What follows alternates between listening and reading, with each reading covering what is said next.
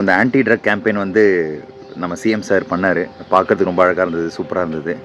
உண்மையிலே ஒரு வரவேற்கத்தக்க ஒரு விஷயம். அதே மாதிரி வந்து ட்ரக்ஸ்னாலே மக்களுக்கு ஒரு அவேர்னஸ் இல்லை. எதெல்லாம் ட்ரக்ஸில் வரும்னு சொல்லிட்டு அவரோ இல்லை வந்து வேறு யாரோ எக்ஸ்பிளைன் பண்ணியிருந்தாங்கன்னா இன்னும் கொஞ்சம் நல்லா இருந்திருக்கும். அவங்க பண்ண மாட்டாங்க. நான் எக்ஸ்பிளைன் பண்ணுறேன் உங்களுக்கு.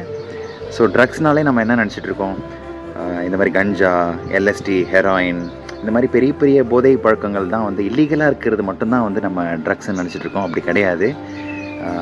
நம்ம வந்து கவர்மெண்ட்டே விற்கிற லிக்கர் இருக்குது தெரியுமா, ஆல்கஹால், இதுவுமே வந்து ட்ரக்ஸு தான். அப்புறம் வந்து சிகரெட் இருக்குது பார்த்தீங்களா, இதுவுமே ட்ரக்ஸ் தான். என்னென்னா இதெல்லாம் வந்து லீகல், மற்றதெல்லாம் வந்து இல்லீகல். என்ன சொல்கிற ஆல்கஹால்லாம் வந்து அந்தளவுக்கு ஆபத்து கிடையாது, அதெல்லாம் பெரிய பெரிய போதை பழக்கம், ஆல்கஹால்லாம் அந்தளவுக்கு ஆபத்து கிடையாது அப்படின்னு நீங்கள் நினச்சிங்கன்னா, இப்போ ரீசெண்டாக ஒரு 2 நாளைக்கு முன்னாடி ஒரு இன்சிடென்ட் நடந்தது பார்த்தீங்களா. அந்த மும்பையில் வந்து லோக்கல் ட்ரெயினில் ஒருத்தர் போயிருக்காரு. அவங்களுக்குள்ளே கதவு மூடுறதுல ஒரு தகராறு. நார்மலாக அவர் வந்து இதுக்கு முன்னாடி க்ரைம் ஹிஸ்ட்ரியே இல்லை அந்த பர்சனுக்கு வந்து பார்த்தீங்கன்னா. நார்மலாக ஒரு டீசெண்டாக ஒரு ஒர்க் பண்ணுறாரு. அவர் பண்ணது என்னென்னா, ஒரு ஃபுல் பாட்டில் ரம் அடிச்சிருக்காரு. ஆல்மோஸ்ட் ஒரு ஃபுல் பாட்டில் ரம் அடிச்சிருக்காரு. அந்த போதையில் வந்து கத்தி எடுத்து ஒருத்தனை குத்திட்டார். இதுக்கு முன்னாடி க்ரைம் ஹிஸ்ட்ரியே இல்லாத ஒருத்தனால் வெறும் ஒரு ஃபுல் பாட்டில் ரம் அடித்து ஒருத்தனை கொலை பண்ணுற அளவுக்கு இறங்க முடியுதுன்னா, அது வந்து ஒரு மனுஷனோட நிதானத்தை கெடுக்குதா இல்லையா? அதுவும் ஒரு ட்ரக்கு தானே. அப்புறம் இந்த சிகரெட்டை விட மோசமானது வேறு எதுவுமே இல்லை. தமிழ்நாட்டில் வந்து இப்போ ஒரு 90s 80s கிட்ஸை வந்து கேட்டிங்கன்னா, ஏன்ப்பா தம் அடிக்கிறேன்னு கேட்டிங்கன்னா, ரஜினிகாந்த் வந்து ரீசன் சொல்லுவாங்க. அவரை பார்த்து நான் இன்ஸ்பயர் ஆகி தம் அடிக்கிறேன் அப்படின்னு சொல்லுவாங்க. ஏன்னா அவரை பார்த்து இன்ஸ்பயர் ஆகி நம்ம வளர வேண்டியதான், அவர் மாதிரி சம்பாதிக்க வேண்டியதானே. இல்லை அவர் வந்து இப்போ பாருங்கள் இந்த வயசில் அவர் எப்படி இருக்காருன்னு.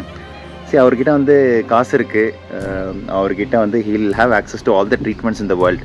ஒரு 10 வருஷத்துக்கு முன்னாடியே வந்து கிட்னியை அவர் டிரான்ஸ்பிளான்ட் பண்ணிட்டார்.